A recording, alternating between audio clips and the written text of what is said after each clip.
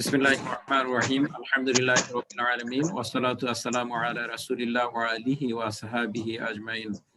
Rabbi shrah li sadri wa yassir li amri wahlul 'uqdatam min lisani yafqahu qawli. আরবি শিখি, কোরআন হাদিস বুঝি শিরোনামের ক্লাস থেকে আপনাদেরকে স্বাগত জানাচ্ছি। আমি Tauhid Siddiqui, vice president and principal Al Arafa Islami bank training and research institute. আসসালামু আলাইকুম ওয়া রাহমাতুল্লাহ। ওয়ালাইকুম আসসালাম ওয়া রাহমাতুল্লাহ। আপনারা সবাই ভালো আছেন? জি আলহামদুলিল্লাহ স্যার। আলহামদুলিল্লাহ, আমিও ভালো আছি। আলহামদুলিল্লাহ আলহামদুলিল্লাহ।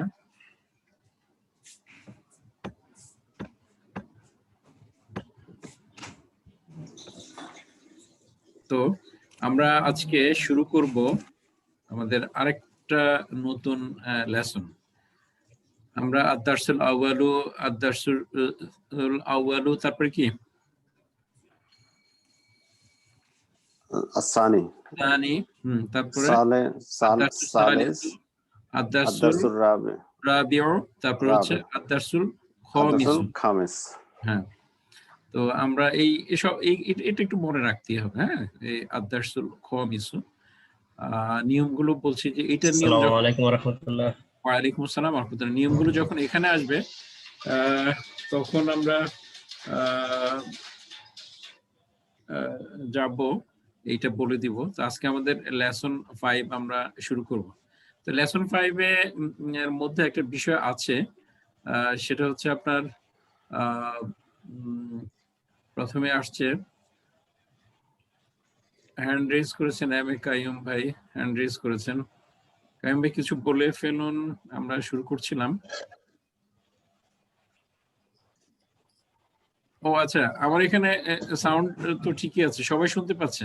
আপনি দেখুন তো আপনার হ্যাঁ, এই যে অডিও কানেক্টিং হচ্ছে আপনার। হ্যাঁ, অডিও কানেক্টিং হয়ে যাচ্ছে। এখন কি শুনতে পাচ্ছেন? না, আপনার অডিওটা শোনা যাচ্ছে না। কাইয়ুম ভাই শোনা যাচ্ছে?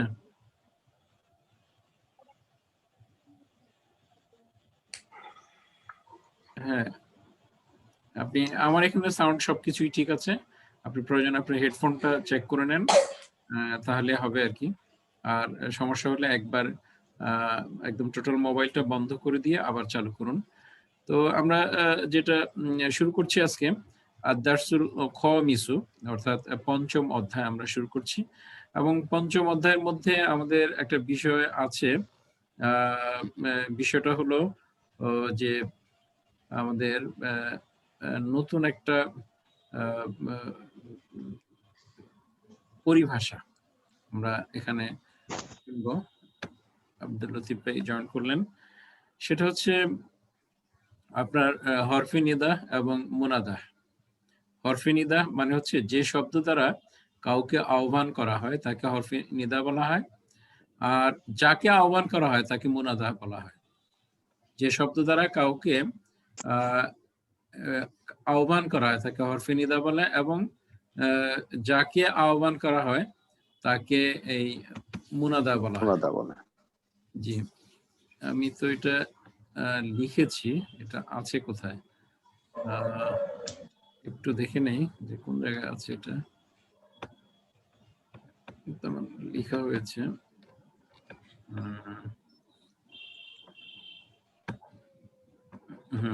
এখানে আছে, এই যে। আমরা দেখতে পাচ্ছি প্রথমে যদি আপনি এই ডান দিক থেকে খেয়াল করেন স্ক্রিনের, সেটা হচ্ছে ফাতিমা তু। হ্যাঁ, ফাতিমা তু একটা পেশ হবে। হ্যাঁ, ফাতিমা তু। এটার আমি একটু অ্যারাবিক ইয়েটা নেই, কিবোর্ডটা নিয়ে নিচ্ছি এবং একটা পেশ হবে। বাংলা চলে এসছে না, বাংলাটা বাদ দিয়ে দিই। বাংলা বাদ দিয়ে তারপরে আমরা করি, দেখি তো কি অবস্থা দাঁড়ায়। অন্য কিছু আছে এখানে মনে হয়। আবার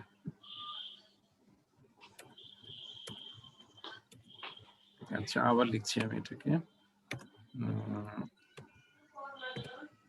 এক পেজটা আসলে দেখা যাচ্ছে না, আমি দিয়েছি বাট দেখা যাচ্ছে না। আরেকবার চেষ্টা করি, ট্রাই করি। না, দেখা যাচ্ছে না। আচ্ছা, ঠিক আছে। আমরা গত ক্লাসে এই মহিলাদের নাম এবং পুরুষদের নাম শিখেছি, দেখেছি। সেখানে একটা শব্দ ছিল ফাতিমাতু। হ্যাঁ, শেষে তা গোলতা আর একটা পেশ ফাতিমাতু। এখন ফাতিমাতু মানে হচ্ছে ফাতিমা, ঠিক আছে? এই নামটা লেখাই হয় এইভাবে একটা পেশ দিয়ে। ফাতিমাতু হচ্ছে ফাতিমা। এখন যদি বলা হয় হে ফাতিমা, হে ফাতিমা, হ্যাঁ, তাহলে এই একটা এই হরফ যুক্ত করতে হয়। ইয়া খালি আলিফ জবর ইয়া, ইয়া মানে হচ্ছে হে, হ্যাঁ। আর ফাতিমাতু এটা এটা নিজেই একটা পেশ আছে, তাহলে এটা শেষে এক পেশই হবে, ইয়া ফাতিমাতু। তাহলে এই ইয়াটা হচ্ছে এই হরফে নিদা। হ্যাঁ, হরফে নিদা হচ্ছে যে শব্দ দ্বারা কাউকে আহ্বান করা হয়, সেটা হচ্ছে হরফে নিদা। আর হরফে নিদা হচ্ছে যে শব্দ দ্বারা কাউকে আহ্বান করা হয়। তাহলে ইয়া দিয়ে আমরা ফাতিমাকে আহ্বান করলাম।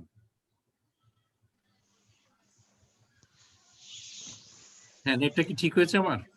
এখন ঠিক মতো শোনা যায়? আচ্ছা, জি। ইয়া দিয়ে আমরা ফাতিমাকে আহ্বান করলাম, এই ইয়া শব্দটা হচ্ছে হরফে নিদা। আর মুনাদা কোনটা? এই ফাতিমাতু, তা পেশতু, ফাতিমাতু, এটা হচ্ছে মুনাদা। আচ্ছা, আমরা আরেকটা শব্দকে খেয়াল করি, তাহলে আপনারা ক্লিয়ার হবেন। দেখেন, এই পাশে আছে মুহাম্মাদুন। হ্যাঁ, এই যে মুহাম্মাদুন, এবং মোহাম্মদ শব্দের শেষে কিন্তু দুইটা পেশ আছে, মুহাম্মাদুন। তাহলে আমরা যদি বলি হে মোহাম্মদ, তাহলে এটা আরবি হবে ইয়া মুহাম্মাদু, ঠিক আছে? ইয়া মুহাম্মাদু। এখানে ইয়া হচ্ছে হরফে নিদা। হ্যাঁ, পেশ হলো কারণ কি? হ্যাঁ, সেটাই বলে দিচ্ছি। সেটা বলার জন্য এই স্ক্রিনটা নিয়ে এসেছি। আপনি দেখেন, এই যে আন্ডারলাইন করা আছে, আন্ডারলাইন অংশটা এই যে হরফে নিদার নিচেও কিন্তু আন্ডারলাইন করা আছে। এটা হচ্ছে হরফে নিদা, অর্থাৎ যে শব্দ দ্বারা কাউকে আহ্বান করা হয়, সেটা হচ্ছে হরফে নিদা। আর মুনাদাকে দেখেন বোল্ড করা আছে, এই যে মুহাম্মাদু, এটাকে বোল্ড করা আছে এবং নিচে মুনাদাকে বোল্ড করা আছে, অর্থাৎ যাকে আহ্বান করা হয়েছে তাকে মুনাদা বলা হয়। এখন আসুন, যে হরফে নিদা এবং মুনাদা এই বিষয়টা যখন চলে আসবে, তখন হরফে নিদার পরে যে ইসিমটা আসবে সেটাতে দুই পেশের পরিবর্তে এক পেশ হয়ে যাবে।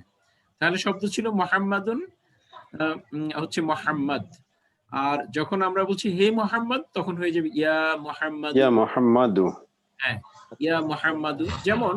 যেমন আজকে একটু খেয়াল করুন, যে আজকে আমরা যেই জায়গার মধ্যে আছি সেটা হচ্ছে, খেয়াল করুন, এইখানে আছে। হ্যাঁ, আমরা লেসন 5 শুরু করলাম, সাঈদুন। হ্যাঁ, আরবি শব্দটা হচ্ছে সাঈদুন। সাঈদের সাথে ইয়াসিরুন, ইয়াসির এবং সাঈদের একটা ডায়ালগ, এবং এই ডায়ালগের মাধ্যমে আমরা নিয়মগুলো শিখব। তো সেটা বলছে কিতাবু মুহাম্মাদিন হাযা ইয়াসিরু। আপনি শেষ অংশটা একটু খেয়াল করুন, হে ইয়াসির, হে ইয়াসির। আসলে শব্দটা ছিল ইয়াসিরুন, র দুই পেশ রুন, ইয়াসিরুন। হ্যাঁ, হে ইয়াসির। আমরা যদি আগের ক্লাসের ইয়াসিরের বানানটায় চলে যাই, তাহলে আপনারা দেখবেন আগে কিন্তু এরকম আমি অনেকগুলো নামের বানান দেখিয়েছি। অনেকগুলো নামের বানান দেখিয়েছি। আমি একটু পিছনের দিকে যেতে চাই, চলে এসছি প্রায় কাছাকাছি। হ্যাঁ, চলে এসছি, এখানে চলে এসছি।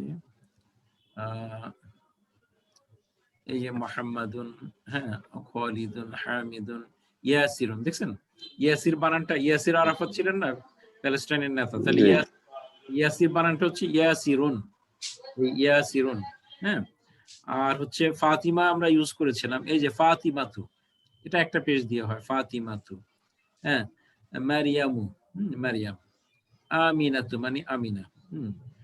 তারপর খদিজাতু, কই খদিজাতু হচ্ছে খদিজা। খদিজা রাদিয়াল্লাহু তাআলা আনহার কবরে আমি গিয়েছিলাম মক্কাতে।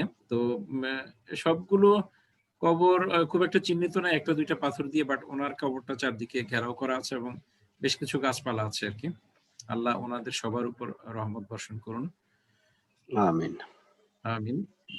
তো আমরা যে পড়ায় ছিলাম, আমরা আবার পঞ্চম অধ্যায়ে চলে যাচ্ছি। আমরা দেখলাম যে ইয়াসির বানানটা কি ছিল, ইয়াসিরুন ছিল বানানটা। সেটার কি অবস্থা দাঁড়িয়েছে এখানে আমরা সেটা একটু দেখার চেষ্টা করেছি। এটা এই পাশে থাকুক। তাহলে দেখেন যে ইয়াসিরুন মানে হচ্ছে ইয়াসির। আচ্ছা, তাহলে যখন আমরা বলবো হে ইয়াসির, এই হে শব্দটা বাংলার এই হে শব্দটা আরবিতে বলা হয় হরফে নিদা, এবং এটার আরবি হচ্ছে ইয়া। আচ্ছা, তারপর হচ্ছে মুনাদা কোনটা, যাকে আহ্বান করা হয়, ইয়া দিয়ে আহ্বান করা হয়েছে ইয়াসিরকে, তাহলে ইয়াসির হচ্ছে মুনাদা। তাহলে যে শব্দ দ্বারা কাউকে আহ্বান করা হয় তাকে হরফে নিদা বলা হয়, এবং যাকে আহ্বান করা হয় তাকে মুনাদা বলা হয়। হরফে নিদার পরবর্তী শব্দের বা পরবর্তী কালিমার শেষ অক্ষরটির হারাকাত হবে এক পেশ। তাহলে এটা ছিল ইয়াসিরুন, এটা হরফে নিদা যুক্ত করে আমরা এটা বলছি ইয়া ইয়াসিরুন, ইয়া ইয়াসিরু, ইয়া ইয়াসিরু, হে ইয়াসির। যিনি প্রশ্ন করেছিলেন আপনি কি এখন বুঝতে পেরেছেন কিনা, একটু সাড়া দিবেন। হ্যাঁ, নিয়মটা জানতে চেয়েছিলেন, বুঝতে পেরেছেন কিনা? জি আলহামদুলিল্লাহ বুঝতে পারছি। আলহামদুলিল্লাহ। জি, তো জি মানে আপনার ইয়া, হ্যাঁ বলুন। তাইলে কথা হলো হরফে যা বলতে যাচ্ছিলাম মনে করেন ইয়া হরফে তানবিন নিদা, মুক্ত করে দেয়। হ্যাঁ বলেন। একজন করে বলেন, একজন করে বলেন। হ্যাঁ, কে বলবেন, পরিচয়টা দিয়ে বলেন, দুইজন কথা শুনছিলাম, নাহলে আমি একটু পড়ায় চলে যেতে চাচ্ছি।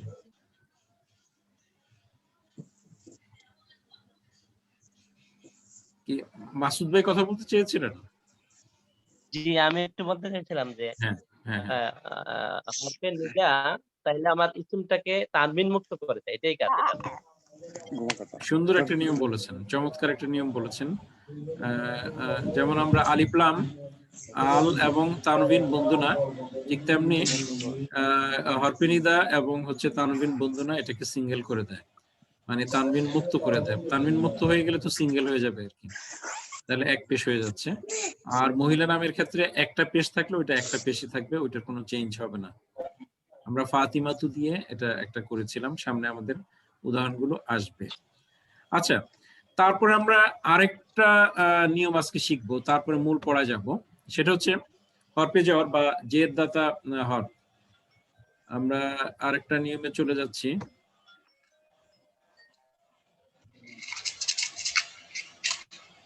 জি, আমরা আরেকটা নিয়মে চলে যাচ্ছি, ইংলিশে যেটাকে বলা হয়। জি, যার এন্ড থেকে মানে সাউন্ড আসছে আপনি একটু মিউট থাকুন, তাহলে আমাদের ক্লাস বুঝতে সহজ হবে। হরফে জর বা জের দাতা অব্যয়, ইংলিশে প্রিপোজিশন বলা হয়, বাংলা অব্যয় বলা হয়, আরবিতে হরফে জের বা জের দাতা অব্যয় হচ্ছে 17টা। আমরা গত ক্লাসেও দেখিয়েছিলাম। প্রথমে 11টা খুব বেশি প্রচলিত, এবং জের দাতা অব্যয় পরবর্তী বিশেষ্যকে জের দেয়, অর্থাৎ বিশেষের পূর্বে শুধু এদের ব্যবহার পরিলক্ষিত হয়। বিষয়টা আসলে উদাহরণের মাধ্যমে আমরা ক্লিয়ার হব। আমরা গত ক্লাসে বলেছি এই মিন, তারপরে হতে বা থেকে আলা, উপরে ইলা, তারপরে ফি, বি, লি, আদা, আদা ব্যতীত, তারপর আন সম্পর্কে, ওয়া শপথ অর্থে, তা শপথ অর্থে, তারপর হাত্তা যতক্ষণ না, কাম হচ্ছে সামঞ্জস্যপূর্ণ বা ন্যায়, মুংজু মানে যাবত, রুব্বা মানে কতক, হাসা ব্যতীত, মুজ মানে যাবত, মুংজু মুজ এটা একই অর্থ প্রকাশ করে, খলা মানে ব্যতীত। তো এখন আমরা যদি একটু খেয়াল করি উদাহরণ, তাহলে ভালো হবে। দেখি উদাহরণ আমার এখানে সেট করা আছে কিনা, আমি একটু দেখে নেই। হ্যাঁ,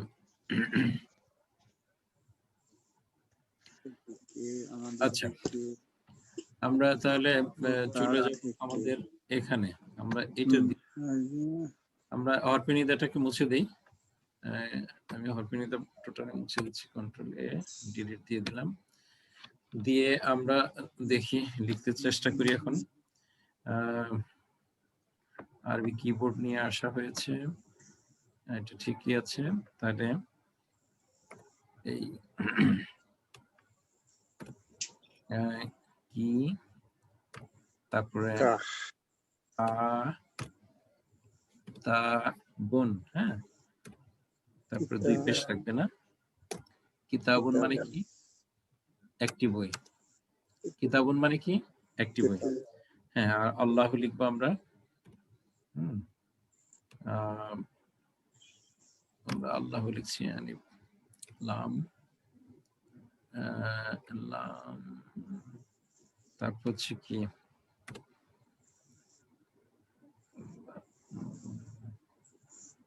হ্যাঁ না, পেশ, একটা পেশ হবে না? হার উপরে পেশ হবে, লামের উপরে তাসদিদের উপর খাড়া জবর হবে। খাড়া জবর ল। আচ্ছা,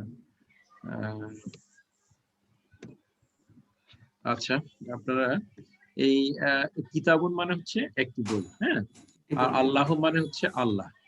তাহলে কিতাবুন একটি বই, আল্লাহ মানে আল্লাহ। আমরা এই দুইটা শব্দকে যদি একত্র করি, আল্লাহর কিতাব কি হয়ে যায়? আল্লাহ। হ্যাঁ, ওই বিষয়টাকে একটু যারা নতুন তাদেরকে একটু ক্লিয়ার করে দেখানোর জন্য, তাহলে এই পড়াগুলো আজকে কিন্তু পাওয়া যাবে। হ্যাঁ, এই জন্য আমি কিবোর্ডটা বাংলায় আবার নিয়ে নিই, বাংলায় নিয়ে নিচ্ছি।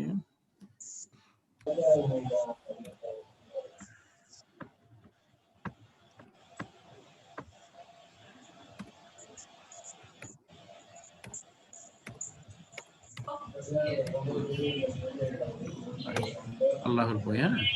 তো এটাকে সাউন্ডটা করবেন না, একটু সাউন্ড করবেন না যারা আছেন, একটু সাউন্ড কমায় রাখুন। হ্যাঁ,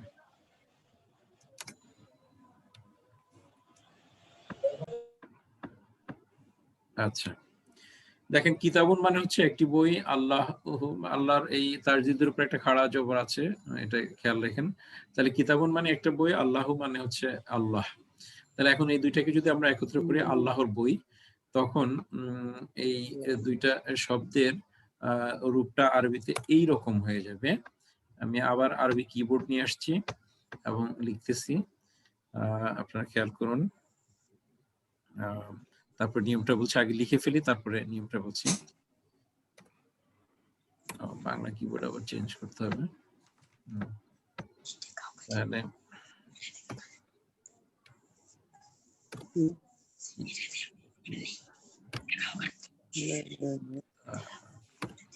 কিতাব, তারপরে পেশ,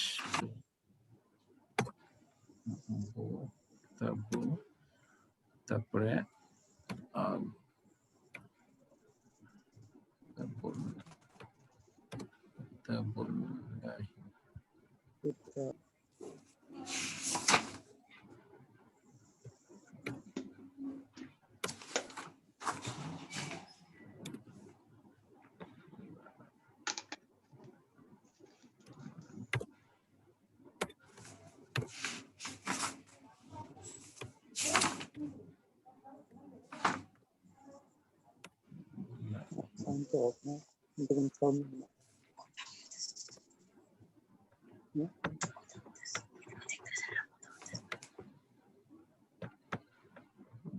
সেটা বের বড় করে দিই, আর একটু বড় করি।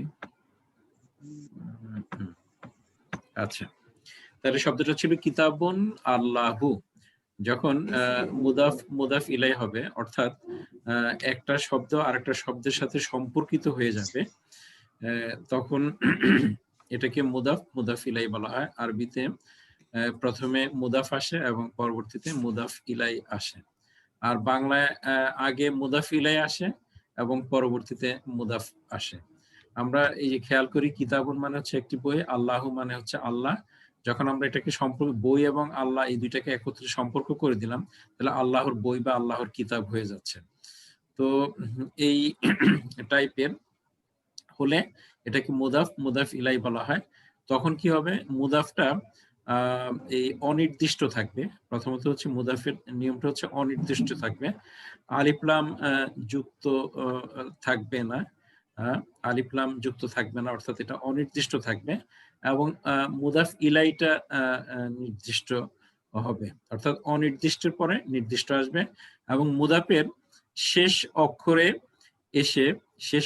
এসে আরবি শব্দের সাধারণ যে নিয়ম দুই পেশ থাকা সেটা এক পেশ হয়ে যাবে।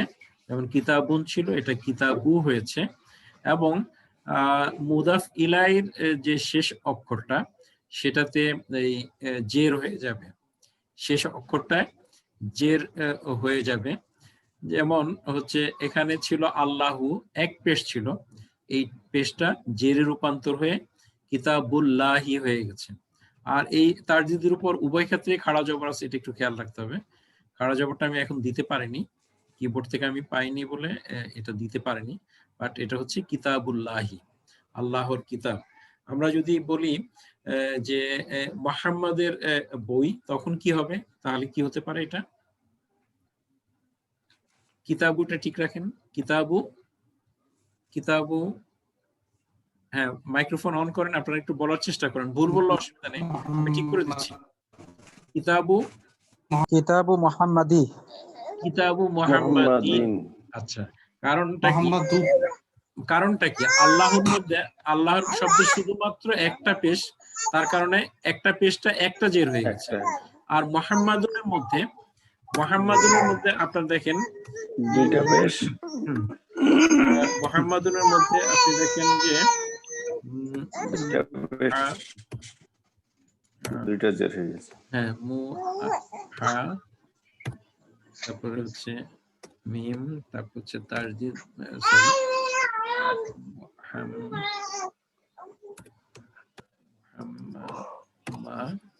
এই যে দাল দুই পেরতুন, এই দেখেন মুহাম্মাদের মধ্যে কিন্তু দুইটা পেশ হয়ে যায়। তাহলে যদি মুহাম্মাদের কিতাব হয়, তাহলে আমরা আল্লাহ শব্দটাকে একটু মুছে দিই, আল্লাহ শব্দটাকে একটু ডিলিট করে দিই, তাহলে দেখেন কি অবস্থাটা দাঁড়ায়। এই কিতাবু মুহাম্মাদুন, যেহেতু দুই পেশ ছিল, আমরা বলেছি শেষের যে হারাকাত আছে সেটা জের প্রদান করে। আল্লাহর শেষে একটা পেশ ছিল, তার কারণে একটা জের দিয়েছে। আর এই মুহাম্মাদের শেষে দালের উপর দুইটা পেশ আছে, এই দুইটা পেশ বাদ যে আপনার দুইটা পেশ বাদ যে দুইটা জের হয়ে যাবে, রাইট?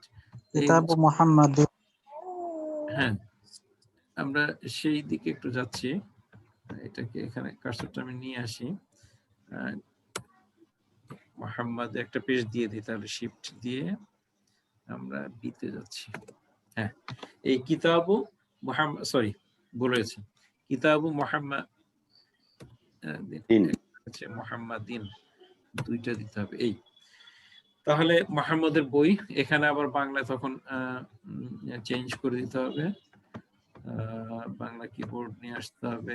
এই কিবোর্ডের যন্ত্রণা আমি লিখতে চাই না, যে আরবি থেকে বাংলা এগুলো করতে গেলে তিনটা কিবোর্ডের হেল্প নিতে হচ্ছে।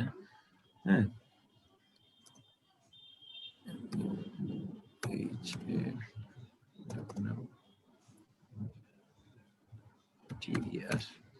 এই যখন মুহাম্মাদের বই হয়, তো তখন মুহাম্মাদের বই, তো মুহাম্মাদ হচ্ছে মুদাফ ইলাই আর বইটা হচ্ছে মুদাফ, এবং আরবিতে মুদাফ আগে আসে, মুদাফ ইলাই পরে আসে, আর বাংলায় মুদাফ ইলাই আগে আসে, মুদাফ পরে আসে। তো যখন এই দুইটা শব্দকে সম্পর্কিত করে দেওয়া হয়, তখন এটাকে ইদাফত বলা হয়, এবং আরবির প্রথম শব্দটাকে মুদাফ বলা হয় এবং পরের শব্দটাকে মুদাফ ইলাই বলা হয়। এবং বাংলা যে দুইটা শব্দের মধ্যে সম্পর্ক তৈরি করা হয়েছে, তার প্রথমটাকে মুদাফ ইলাই বলা হয় এবং পরেরটাকে মুদাফ বলা হয়। এবং মুদাফটা থাকবে হচ্ছে অনির্দিষ্ট, মানে এটা আলিফ লাম যুক্ত থাকবে না, এবং তার শেষের অক্ষরের একটা পেশ থাকবে। আর মুদাফ ইলাই নির্দিষ্ট হবে এবং শেষে এর জের থাকবে। এখন মূল শব্দে যদি এক পেশ থাকে, তাহলে শেষে এক জের হবে। মূল শব্দে যদি এক পেশ থাকে, এক পেশ মূল শব্দে যদি এক জবর থাকে, এক পেশ থাকে, তাহলে শেষে এক জের হবে। মূল শব্দে যদি দুই পেশ থাকে তাহলে দুই জের হবে। এটা হচ্ছে সাধারণ নিয়ম। সাধারণ নিয়ম। আমরা কি একটু কি পড়ার দিকে যাব? এই বিষয়টা কি আপনারা কি বুঝতে পেরেছেন কিনা? জি স্যার, স্যার বুঝেছি। যদি জবর থাকে, স্যার যদি জবর থাকে লাস্টে, হ্যাঁ, জবর থাকলে আমরা বলছি। একটা উদাহরণ বলেন আপনি। আচ্ছা, আমি বলি। জাইয়ের আমি বলছি আমরা একটু আগে ফাতিমাতু শব্দটা নিয়ে এসেছিলাম, ঠিক আছে? তাহলে ফাতিমার বই, হ্যাঁ, ফাতিমার বই হচ্ছে কিতাবুন, আর ফাতিমা আরবিটা হচ্ছে ফাতিমাতু, তা পেশতু, গোলতা পেশতু, ফাতিমাতু। তাহলে এটা আরবি হবে কিতাবু ফাতিমাতা। এটা আবার একটু ভিন্ন নিয়ম। সাধারণ নিয়ম হচ্ছে জের প্রদান করে, আর অসাধারণ নিয়ম হচ্ছে মেয়েদের নামের শেষে যেহেতু তানবিন নাই, নরমালি নাই, তারপরও থাকে, নরমালি নাই, তারপরও থাকে কখনো কখনো। তো থাকে অন্য নিয়ম, এই নিয়মটাই চলে আসবে। এই পুরুষদের নিয়মের ক্ষেত্রে যেটা, সেই নিয়মটাই আসবে। আর নরমালি হচ্ছে থাকে না। তখন আমরা যে কাজটা করতে হয় সেটা হচ্ছে মেয়েদের নামের শেষে এক পেশ থাকে, মুদাফ ইলাই হয়ে গেলে তখন ওই পেশের জায়গায় জবর দিতে হয়। আচ্ছা, আমরা এত জটিলতা আমরা যেতে চাচ্ছি না, আজকে সরাসরি একটু পড়ায় যাই। পড়াতে যে আস্তে আস্তে আমরা একটু বিষয়টাকে আয়ত্তে নিয়ে আসি, ঠিক আছে? তো এখানে সাঈদ এবং ইয়াসিরের মধ্যে ডায়ালগ হচ্ছে। সাঈদ বলছে কিতাবু মুহাম্মাদিন হাযা ইয়া ইয়াসিরু। আমরা বলছি আলিফ হচ্ছে এই আলিফ সবসময় খালি থাকে, এবং আলিফ জবর জের পেশ হলে ওই আলিফকে হামজা বলা হয়। এখানে আলিফ জবর আ মানে হচ্ছে কি, এটা গত ক্লাসে আসছিল। এটা হচ্ছে প্রশ্নবোধক আলিফ। মানে হচ্ছে কি, তাহলে কিতাবু বইটি কি মুহাম্মাদিন, মুহাম্মাদের, কিতাবু মুহাম্মাদিন বইটি কি মুহাম্মাদের, হাজা ইহা, ইয়া ইয়াসিরু হে ইয়াসির। তাহলে এখানে কয়টা নিয়ম কার্যকর হয়েছে আমরা সেটা একটু খেয়াল করি। প্রথমে এটা কি মুহাম্মাদের বই হে ইয়াসির, তাহলে এটা কি, এই যে কি এর আরবি হচ্ছে আ। তারপর হচ্ছে মুহাম্মাদের বই, এটা আরবিটা কি হবে, একটু আগে আপনারা কিন্তু শিখে আসছেন। শব্দটা হচ্ছে কিতাব, আরেকটা হচ্ছে মুহাম্মাদুন। দেখেন আমরা আগে মূল শব্দ বলে ফেলি, কিতাবুন, আরেকটা হচ্ছে মুহাম্মাদুন। তাহলে মুহাম্মাদের বই হলে তখন প্রথমটা হচ্ছে অনির্দিষ্ট হয়, আলিফ লাম থাকবে না, আর শেষে দুই পেশের জায়গায় এক পেশ হয়ে যাবে, কিতাবু হয়েছে। আর মুহাম্মাদুন দুই পেশ ছিল, এটা দুই পেশ, এটা যেহেতু জের হয়ে যাবে, দুই পেশ ছিল, এখন তাহলে দুই জের হয়ে গেছে। তাহলে কিতাবু মুহাম্মাদিন হচ্ছে মুহাম্মাদের কিতাব। তাহলে মুহাম্মাদের কিতাব আরবিটা কি, শুধু মুহাম্মাদের কিতাব আরবিটা কি, কিতাবু মুহাম্মাদিন। তারপর হচ্ছে খালিদের কিতাব, কিতাবু খালিদিন। হ্যাঁ, তারপরে রাশিদের বই কিতাবু রাশিদিন। হ্যাঁ, রাশিদিন, দাল দুই জের হবে, দাল দুই জের দিন, কিতাবু রাশিদিন। তাহলে ইহা কি মুহাম্মাদের বই, কিতাবু মুহাম্মাদিন হাযা, কিতাবু মুহাম্মাদিন হাযা, ইহা কি মুহাম্মাদের বই। হ্যাঁ, কিতাবু মুহাম্মাদিন হাযা, ইহা কি মুহাম্মাদের বই, হে ইয়াসির, ইয়া ইয়াসিরু। তাহলে এখানে আবার আমার হরফে নিদা এবং মুনাদার বিষয়টা চলে আসছে। হ্যাঁ, ইয়া চলে আসছে, ইয়াসিরুন ছিল, আর ইয়া থাকার কারণে, এই হরফে নিদাটা থাকার কারণে এই ইয়াসিরুনটা ইয়াসিরু হয়ে গিয়েছে। তাহলে সাঈদ প্রথম ডায়ালগটা করছে, প্রথম জুমলাটা, বাক্যটা বলছে কিতাবু মুহাম্মাদিন হাযা ইয়া ইয়াসিরু, হে ইয়াসির, ইহা কি মুহাম্মাদের বই। তখন ইয়াসির বলছে লা, না, হাযা কিতাবু হামিদিন, ইহা হামিদের কিতাব। তাহলে এখন দেখেন হামিদের কিতাবটা, প্রথমত কিতাব হচ্ছে কিতাবুন, আর হামিদ শব্দটা ছিল হামিদুন। তো হামিদের কিতাব যখন হয়ে গেছে, তখন হয়ে গেছে এটা কিতাবু হামিদিন। তাহলে মুদাফ ইলাইহি, এটা বুঝেছেন কিনা আপনারা? সবাই বলতে হবে আমাকে, সবাই না বললে আমি আবার বুঝাবো। তাহলে ইয়াসির বলছে না, এটা হামিদের বই। লা হাজা কিতাবু হামিদিন, না ইহা হামিদের বই। লা হাজা কিতাবু হামিদিন, না ইহা হামিদের বই। পরের দুইটা লাইনে আমরা চলে যাচ্ছি।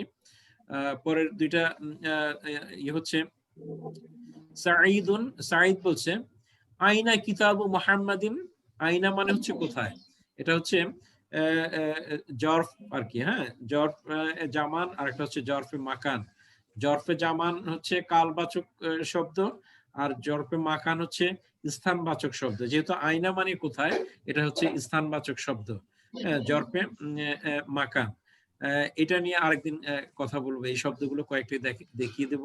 আজকে এর আগের ক্লাসে এটা এসেছিল, আইনা মানে হচ্ছে কোথায়, এবং এগুলো দিয়ে প্রশ্ন করা হয়। এখানে যেমন আ দিয়ে প্রশ্ন করা যায়, আয়ের জায়গায় কিন্তু আপনারা হালও দিতে পারেন, হ্যাঁ, হ্যাঁ দেয়া যায়। আচ্ছা যাক, আমরা এটাতে আসি। আইনা কিতাবু মুহাম্মাদিন, মুহাম্মাদের কিতাব কোথায়? তাহলে আমাদেরকে এখানে প্রথমত শেখানোর চেষ্টা করা হয়েছে মুহাম্মাদের কিতাব বা মুহাম্মাদের বই। তাহলে এটা আরবিটা হচ্ছে কিতাবু মুহাম্মাদিন।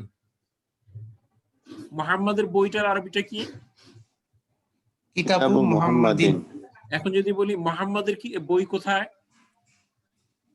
আইনা কিতাবু আইনা কিতাবু মুহাম্মাদিন।